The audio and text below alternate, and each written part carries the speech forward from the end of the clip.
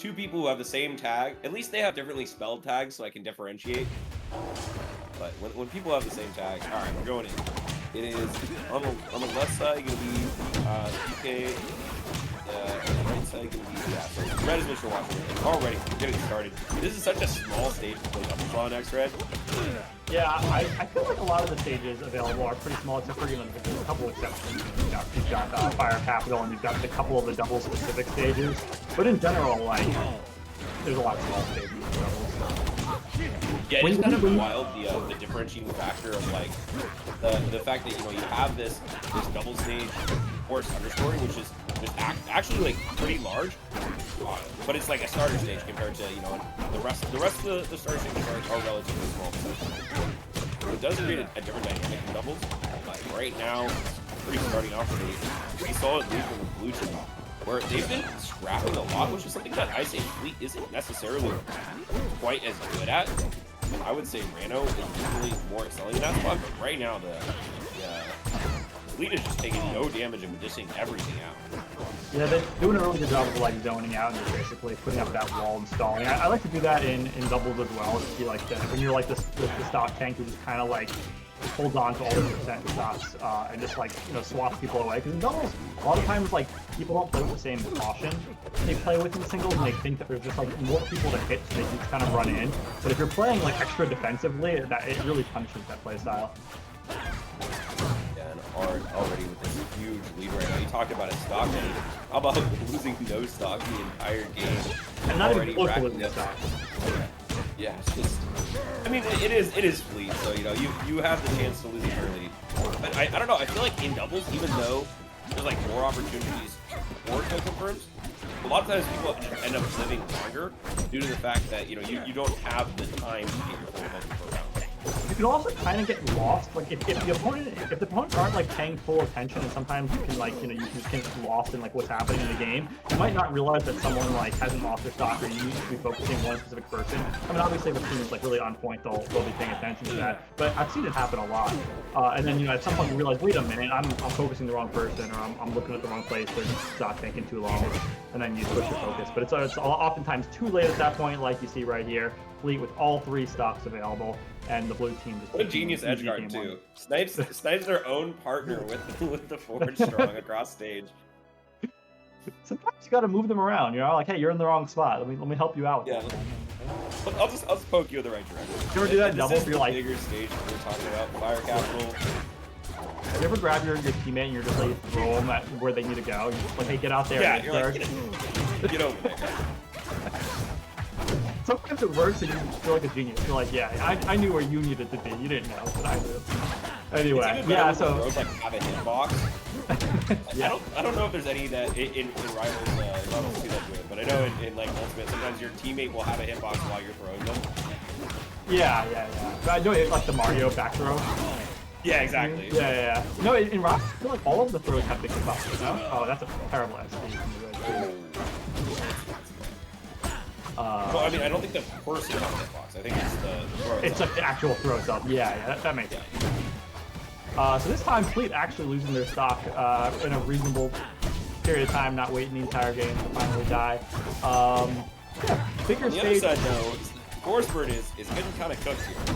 Unfortunately, with that SD, they lost one and then they SD'd one, and that puts you in a really bad spot because luckily your opponent's got three, so you could always steal one if you need to, but that's rough.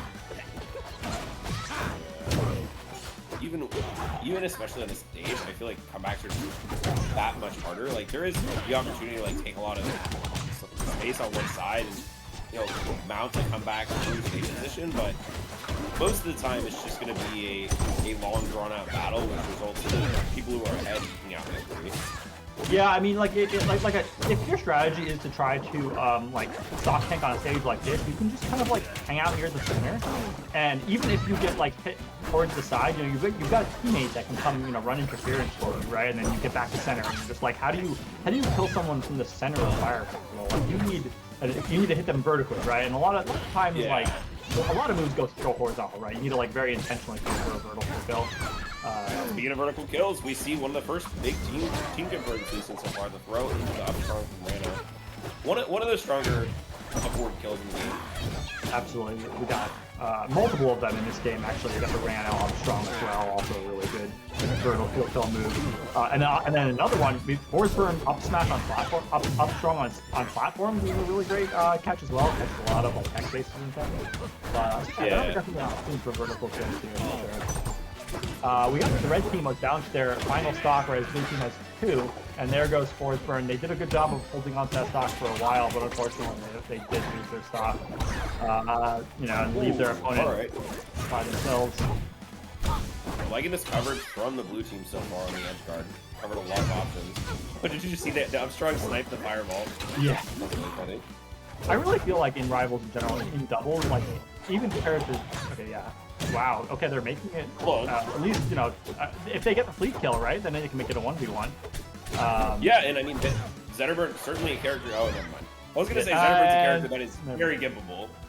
For sure, yeah. I mean, if you get into a 1v1 with Zetterburn, no matter what the percents are, you have a chance, right? It's exactly.